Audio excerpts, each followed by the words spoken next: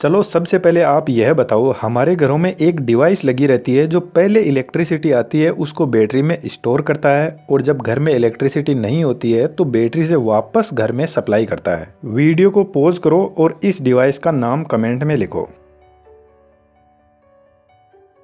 I hope that कि इतनी देर में आपने लिख दिया होगा, और नहीं लिखा तो दिमाग में तो सोच ही लिया होगा। किसी ने इस डिवाइस का नाम इन्वर्टर लिखा होगा तो किसी ने रेक्टिफायर लिखा होगा, लेकिन यह डिवाइस ना ही तो इन्वर्टर है और ना ही रेक्टिफायर है। इस डिवाइस का नाम है कन्वर्टर। जी हाँ, कन्वर्टर। आपको पता है हमारे घरों में एसी यानी अल्टरनेटिंग करंट आता है, उसको यह कन्वर्टर डीसी यानी डायरेक्ट करंट में कन्वर्ट करता है और बैटरी में स्टोर करता है। जब यह एसी को डीसी में कन्वर्ट करता है तो इसको बोलते हैं रेक्टिफायर। और जब घर में सप्लाई चली जाती है तो यह बैटरी की डीसी पावर को वापस एसी में कन्वर्ट करता है, और इस टाइम इसको बोलते हैं इन्वर्टर। तो इन्वर्टर और रेक्टिफायर का जो एक कॉम्बिनेशन होता है उसको हम बोलते हैं कन्वर्टर, जो एसी टू डीसी और डीसी टू एसी कन्वर्ट करता है। चलो सबसे पहले यही देख लेते हैं कि यह कन्वर्टर एसी सप्लाई को डीसी में कैसे कन्वर्ट करता है। हमारे घर में जो एसी सप्लाई आती है उसकी वेवफॉर्म कुछ इस टाइप से होती है, जिसको sinusoidal in short sine wave बोलते हैं, और बैटरी में स्टोर होती है डीसी कुछ इस टाइप की। यानी हमें इस साइन वेव को डायरेक्ट करंट में बदलना है। यह प्योर साइन वेव सिर्फ जो जनरेटर इलेक्ट्रिसिटी जनरेट कर रहा है वही बना सकता है। बाकी ऐसा कोई भी कन्वर्टर नहीं है जो प्योर 100% साइन वेव पर काम करता है। हमारे घर में एक नॉर्मल स्विच होता है जो बल्ब को ऑन ऑफ करता है, और पावर इलेक्ट्रॉनिक्स में बहुत सारे इलेक्ट्रॉनिक स्विच होते हैं जिनको हम डायोड, एससीआर, मॉसफेट, जीटीओ यह सब बोलते हैं। इनमें से कुछ स्विच तो ऐसे हैं जिनका कंट्रोल हमारे पास में होता है, और कुछ ऐसे हैं जिनको हम कंट्रोल नहीं कर सकते हैं। फॉर एग्जाम्पल फैन का रेगुलेटर, उसमें लगा रहता है एससीआर, उसको हम अपने हाथ से रेगुलेट करते हैं, जिसकी पूरी प्रोसेसिंग हम किसी दूसरे वीडियो में डिस्कस करेंगे। अभी सबसे पहले हम इस कन्वर्टर की बेसिक स्टोरी समझ लेते हैं। यह जो साइन वेव है यह बाई डायरेक्शनल है, इधर पॉजिटिव और इधर नेगेटिव, जबकि डीसी की डायरेक्शन एक ही होती है। हमारे घर में जो एसी सप्लाई आती है उसकी फ्रीक्वेंसी 50 हर्ट्ज की होती है। 50 हर्ट्ज का मतलब है यह वेवफॉर्म 1 सेकंड में 50 बार ऐसे ऊपर नीचे होती है। यह ऊपर और यह नीचे दोनों मिलाकर एक पूरी साइकिल होती है, और इस टाइप की 50 साइकिल 1 सेकंड में कंप्लीट होती है। इतनी फास्ट यह ट्रेवल करती है। एक जो कंप्लीट साइकिल होती है वह 360 डिग्री की होती है। यहाँ से यहाँ तक 180 डिग्री पॉजिटिव साइड में और 180 से 360 डिग्री नेगेटिव साइड में। अब मान लो जैसे हम सुपरमैन से भी फास्ट हो जाते हैं, और हमारे जो घर वाला स्विच है उसको कुछ इस तरीके से ऑपरेट करते हैं कि जब यह साइन वेव इधर पॉजिटिव साइड में जाएगी तो स्विच ऑन कर देंगे, और इस पॉइंट से जैसे ही नेगेटिव साइड में जाएगी तो स्विच ऑफ कर देंगे।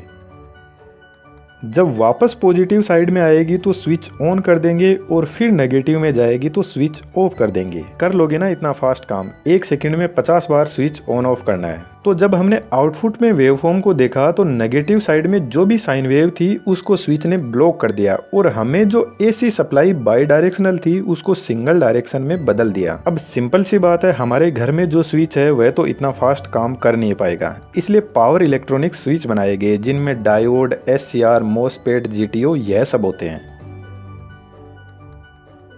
तो जो आउटपुट में अपने को वेवफॉर्म मिली है यह डायोड बनाता है। डायोड सिर्फ पॉजिटिव साइकिल को ही पास करता है, नेगेटिव साइकिल को ब्लॉक कर देता है, और हमें आउटपुट में कुछ इस टाइप की वेवफॉर्म मिल जाती है। और इस टाइप का जो रेक्टिफायर होता है इसको बोलते हैं हाफ वेव रेक्टिफायर, क्योंकि हमें आधी ही वेवफॉर्म मिली है। और इसका जो पावर इलेक्ट्रॉनिक सर्किट होता है वह कुछ इस टाइप से बनता है। इधर से सप्लाई दी जाती है 220 वोल्ट एसी, यहाँ पर डायोड लगा हुआ है, और आउटपुट में हमें कुछ इस टाइप की वेवफॉर्म मिल जाएगी इन दोनों पॉइंट पर। लेकिन हमें तो पूरी वेवफॉर्म चाहिए, इसके लिए 4 डायोड का सर्किट बनाते हैं कुछ इस टाइप का, और इसे बोलते हैं फुल वेव रेक्टिफायर। चलो देखते हैं इसका आउटपुट में हमें क्या मिलता है। जब पॉजिटिव साइकिल होगी तो डायोड D1, D2 यह दोनों काम करेंगे। सप्लाई कुछ इस तरीके से जाएगी पॉजिटिव साइकिल में,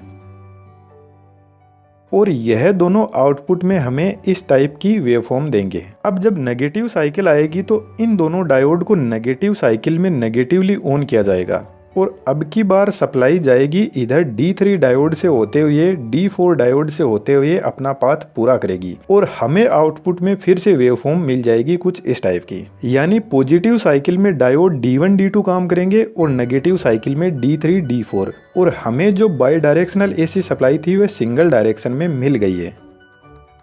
लेकिन यहाँ पर अभी तो बहुत सारे हार्मोनिक्स है। हार्मोनिक्स बोलते हैं हमें तो डीसी चाहिए थी कुछ इस टाइप की, और मिला क्या है हमें, यह सब। यानी हमारी सप्लाई सिंगल डायरेक्शन तो हो गई है लेकिन प्योर नहीं है, उसमें बहुत सारे हार्मोनिक्स है। डायोड एक बहुत ही बेसिक स्विच होता है जो अनकंट्रोल्ड होता है, लेकिन कुछ कंट्रोल्ड स्विच भी आते हैं जिनमें SCR, GTO, IGBT, MOSFET, वैसे SCR सेमी कंट्रोल्ड होता है। जो रेक्टिफायर का काम करने का तरीका है वह सेम टू सेम ऐसा ही होता है, बस हमें प्योर डीसी के अलग अलग स्विच काम में लेते हैं। जैसे फॉर एग्जाम्पल इसी वेवफॉर्म में यदि हम एक ऐसा कंट्रोल स्विच काम में ले जो जब यह वेवफॉर्म इस पोजीशन पर आए तब ऑन हो जाए और इस पोजीशन पर आए तो ऑफ हो जाए, तो हमें आउटपुट में मिलेगी कुछ इस टाइप की वेवफॉर्म। और यह सब GTO, MOSFET, IGBT यह कंट्रोल स्विच होते हैं जिनको हम जहां पर चाहे वहां पर ऑन ऑफ कर सकते हैं, और AC को DC में इस तरीके से बदल दिया जाता है। अब यह भी प्योर DC तो नहीं है, लेकिन हाँ कुछ DC जैसी लग रही है। अब इस DC को और अच्छी फॉर्म में बदलने के लिए इंडक्टर, कैपेसिटर, बहुत सारे ऐसे पावर इलेक्ट्रॉनिक स्विच लगाए जाते हैं और इस आउटपुट वेवफॉर्म को स्मूथ बनाया जाता है।